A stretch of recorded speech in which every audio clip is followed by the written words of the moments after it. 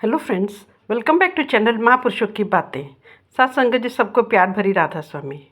आइए सुनते हैं कुछ प्रेरणादायक वचन। ये वचन राधा स्वामी सत्संग व्यास द्वारा प्रकाशित पुस्तक आत्मज्ञान में से लिए गए हैं। यह महाराज जगत सिंह द्वारा लिखित पुस्तक साइंस ऑफ सोल का हिंदी अनुवाद है। इसके पृष्ठ संख्या 12 में फरमाया गया है, यह प्रभु हमारे अंतर में है और निकट से निकट है। उसका सिंहासन हमारे अंदर है, किंतु हम उसकी खोज में बाहर भटक रहे हैं। वह हमसे दूर इसलिए है कि हम अंदर प्रवेश नहीं करते। इसलिए बंधुओं, यदि आपके मन में प्रभु का प्यार है और उससे मिलने की सच्ची तड़प है, तो किसी पूर्ण महात्मा की शरण में जाओ और उसके बताए हुए मार्ग पर पूरी लगन से चलो। वह महात्मा आपको प्रभु का साक्षात दर्शन करवा देगा।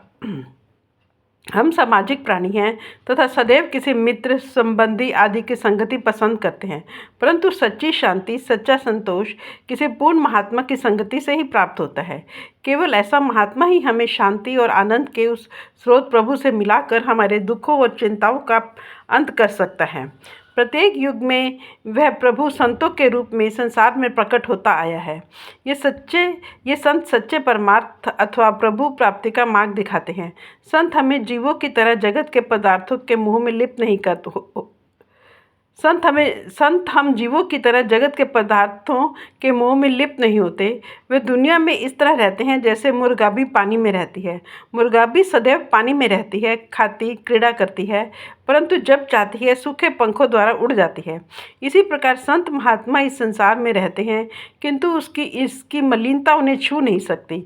सब काम करते हुए भी उनकी आत्मा सदैव परमेश्वर के साथ जुड़ी रहती है।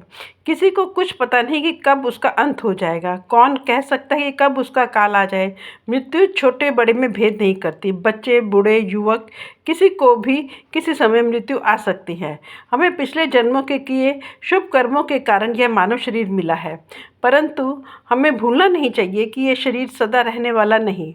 इसलिए हमें किसी जन्म में इस मानव शरीर का जल्दी से जल्दी तथा अधिक से अधिक लाभ प्राप्त कर लेना चाहिए। हमारे अंतर में प्रभु के महल का द्वार तीसरा तिल है। इस द्वार में प्रवेश करके हमें यहाँ पर सदैव गूंज रहे शब्द के साथ जुड़ना चाहिए।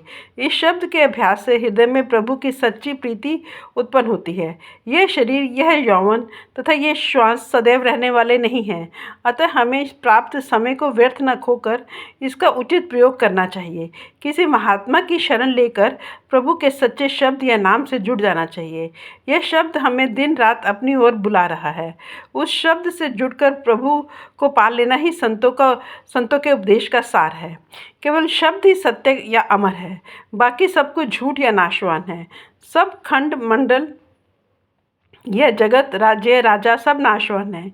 इसलिए यदि हम झूठे संसार और इसके झूठे पदार्थों के मोह में फंसे रहेंगे तो अगले जन्मों में भी इनके बंधन में जकड़े रहेंगे।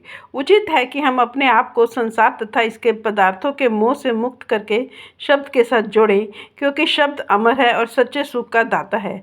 मन तथा उसकी चालों से सावधान रहना आवश्यक है। जो लोग मन के कहे चलते हैं वे माया के दलदल में फंस कर तड़पते हैं और कभी भी सात्विक आनंद को प्राप्त नहीं कर पाते। ऐसे जीवों के दुखों का कोई अंत नहीं। इस बात की गवाही ऐसे अनेक व्यक्तियों के प्रतिदिन प्राप्त पत्रों में मिलती है, जो ये कहते हैं कि हम इस जीवन से तंग आ चुके हैं और आत्महत्या तक की बात सोचते हैं, परंतु ये कायरों का काम है। मृत्यु से किसी के दुखों का अंत नहीं हो जाता, बल्कि उन्हें आत्महत्या के जैसे घोर पाप का फल भुगतना पड़ता है। इस दुख का इलाज हमारे अंदर है। आत्मघात से कभी शांति प्राप्त न होगी।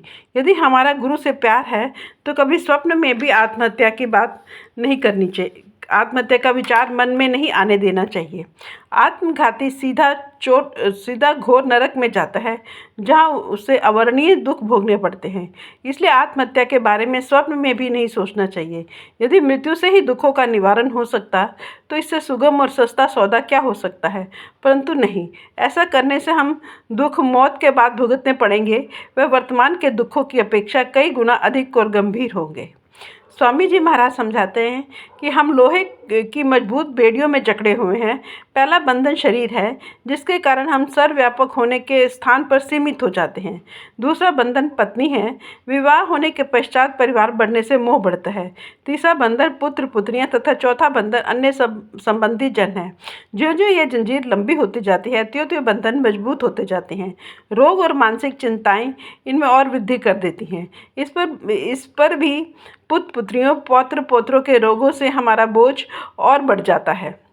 ये सब बंधन दुख और चिंता के लंबे भयानक स्वप्न का रूप धारण कर लेते हैं।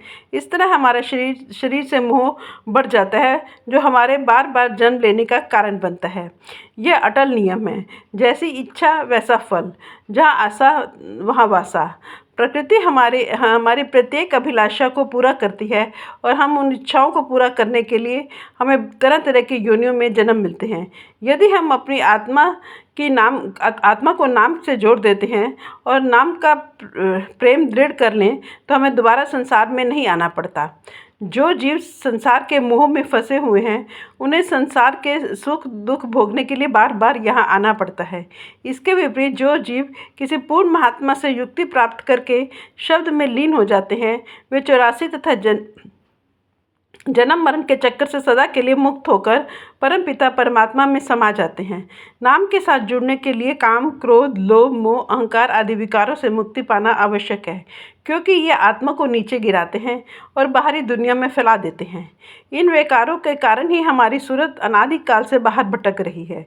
इसे परमात्मा की प्राप्ति का सच्चा मार्ग नहीं मिला, बल्कि वह गलत और उल्टे रास्तों पर चलकर अपने निज घर सचखंड से दूर हो गई। हम उस अविनाशी परमात्मा के साथ मिलकर अमर पद को प्राप्त कर सकते हैं, वरना मौत के बाद हमें ऐसी योनियों में जन्म लेना पड़ेगा जिनमें हमें अपनी अभिलाषाओं को भली भांति पूरा करने के लिए 84 के चक्र में भटकना पड़ेगा। आत्मा अमर है, परमात्मा का अंश होने से राजकुमारी है। यह तब तक दुखी है जब तक मन के अधीन है। शैतान मन का साथ लेने के कारण यह राजकुमारी से दासी बनी बैठी है। इसे मन के फंदे से स्वतंत्र करने के लिए शब्द के साथ जोड़ना आवश्यक है। आओ अंतर में प्रवेश करके और आत्मा को नाम से जोड़कर जन्म मरण के चक्कर से मुक्त हो जाएं। इस प्रकार इसे सच्ची मुक्ति और शांति प्राप्त हो जाएगी। ऊपर लिखी बातों का सारांश। 1. संत वे महापुरुष हैं जो सबसे ऊंची आध्यात्मिक अवस्था को प्राप्त करके परमात्मा से मिलकर एक हो गए। 2. केवल संतों में ही सच्ची नम्रता होती है। 3. संतों की शिक्षा एक ही है और वह इस प्रकार है। सृष्टि का कोई ना कोई बनाने वाला अवश्य है और वह है कुल मालिक परमेश्वर। अंश रूप में आत्मा प्रभु रूपी सागर की बूंद है, परंतु लंबे बिछोह के कारण अपने स्रोत को ही भूल बैठी है। यही इसके सब दुखों और विपदाओं का कारण है, जिनका अंत तभी हो सकता है जब बूंद पुनः सागर में समा जाए। वे कुल मालिक प्रभु परमेश्वर हमारे अंदर है और केवल मनुष्य शरीर में ही उसे प्राप्त किया जा सकता है। मनुष्य शरीर में भी केवल आंखों के ऊपर के भाग में उसकी खोज करनी है। बिना किसी पूर्ण महात्मा की सहायता के किसी को भी प्रभु की प्राप्ति नहीं हो सकती। 4. संत प्रभु प्राप्ति के लिए सूरत शब्द योग का मार्ग बतलाते हैं, जिसमें सूरत को शरीर से समेटकर तीसरे तिल पर एकाग्र करके अंतर में शुद्ध शब्द धुन के साथ जोड़ा जाता है। 5. संत कहते हैं कि संसार में रहो, परंतु संसार के ही ना बन जाओ। 6. जगत तथा इसके वस्तुएं नाशवान हैं, केवल प्रभु ही सत्य तथा अविनाशी है, वह अनादि है। अंतर में प्रवेश करके सूरत को शब्द से जोड़कर उस प्रभु में समा जाओ और 84 के चक्कर से सदा के लिए मुक्त हो जाओ। फ्रेंड्स, अपनी इस वीडियो को आज हम यहीं समाप्त करते हैं। अगले वीडियो में आगे बढ़ेंगे। Thank you.